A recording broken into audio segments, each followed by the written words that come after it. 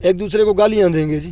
انہوں نے اپنے نواز شریف اس کی ماں کو گالیاں دیتا تھا، اس کی ماں اس کو دیتی تھی۔ بلاول کہتا تھا نواز شریف بیٹا ہے ضیاء الحق کا، ٹھیک ہے۔ ادھر رانا ثناء اللہ جب پیپل پارٹی میں تھا تو انتہائی نازیبا زبان استعمال کرتا تھا مریم نواز اور اس کی ماں کے خلاف۔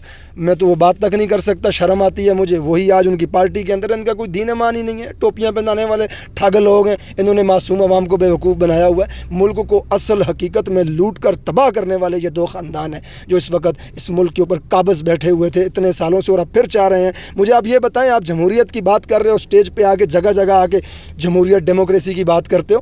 ڈیموکریسی حقیقی معنوں میں جن ملکوں کے اندر ہے، مجھے بتائیں نا، آپ ان ملکوں میں کون سے وزیر اعظم کی بیٹی یا بیٹا بنتا ہے اس کے بعد؟ ٹھیک ہے، اب کتنے یورپین کنٹریز کے اندر ہے، آپ جا کے تاریخ اٹھا لیں۔ پارٹی ہوتی ہے، پارٹی کے اندر جو قابل آدمی ہوتا ہے وہ اوپر آتا ہے۔ ان کے ہاں میاں کے بعد اس کی اولاد ہی قابل ہے۔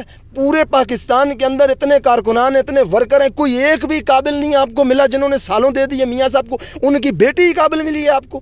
اس زرداری کا وہ جو لونڈا ہے، کبھی کیا بول رہا ہو تو اس کو صحیح طرح سے بات کرنے کا طریقہ نہیں آتا، ٹھیک ہے۔ اب آپ کے خیال میں کیا پورے پاکستان کے اندر جتنے بھی پیپل پارٹی کے کارکنان اور ورکر ہیں، میں ان سے کہنا چاہ رہا ہوں کوئی ایک بھی قابل آدمی نہیں تھا۔ وہ اب ہیوں میں آتا ہے یا شیوں میں آتا ہے، اتنا تک نہیں کسی کو پتا، ٹھیک ہے۔ اور بات کرنی تک بھی اس کو صحیح سے نہیں آتی، لکھ کے بھی وہ الٹا سیدھا پڑھ رہا ہوتا ہے، وہی قابل ہے اس ملک کے اوپر حکومت کرنے کے لیے۔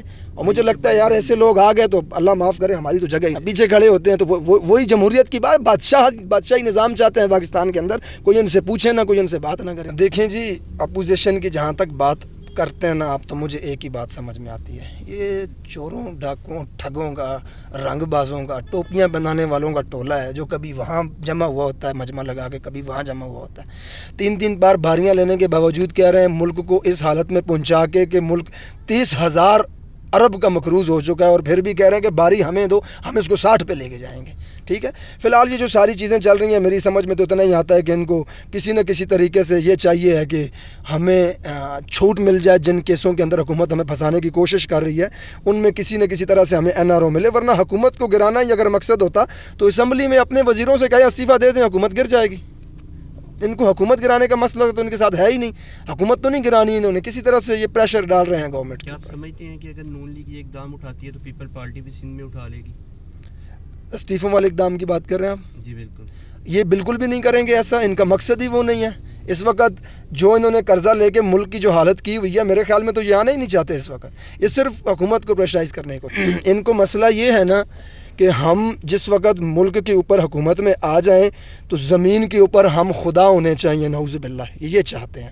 مکمل طور پہ بادشاہت والے اختیارات ان کو چاہیے ہوتے ہیں، ٹھیک ہے۔ جس وقت ہر ادارے کو دبا کے اپنے نیچے رکھنے کی کوشش کرتے ہیں نا، تو سب تو ان سے دبتے نہیں۔ جو دب گیا تو وہ ان کے لیے ٹھیک ہے، جو نہیں دبا، جو آگے سے حق بات کر دے ان کو یا ان کی کرپشن کے اوپر بول لے، وہ ان کے لیے مسئلہ کرنے لگتا ہے۔ یہ چاہتے ہیں کہ جب ہم وزیر اعظم بن جائیں یا صدر بن جائیں تو اس کے بعد ہمارے پاس نعوذ باللہ اتنے اختیارات ہونے چاہیے کہ ہم کسی کو کچھ بھی کہیں، کسی کے ساتھ کچھ بھی کریں، ہمیں کوئی پوچھے نا۔ تو جب ان سے کوئی پوچھ لے تو ان کو مسئلہ ہونے لگتا ہے۔ بات وہی ہے، وزیر اعظم صاحب نے اکثر اس کا ذکر بھی کیا ہے کہ یہ ہمیشہ اختلاف ان کا کسی بھی جنرل کے ساتھ اسی وجہ سے بنتا ہے کہ جب ایجنسیز کے سامنے ان کی کرپشن آ جاتی ہے تو پھر اس کے بعد وہ دلیری ان کے اندر رہتی نہیں ہے کہ ان کے سامنے آ کے کوئی بات کر سکیں، تو پھر ان کے اختلافات بن جاتے ہیں۔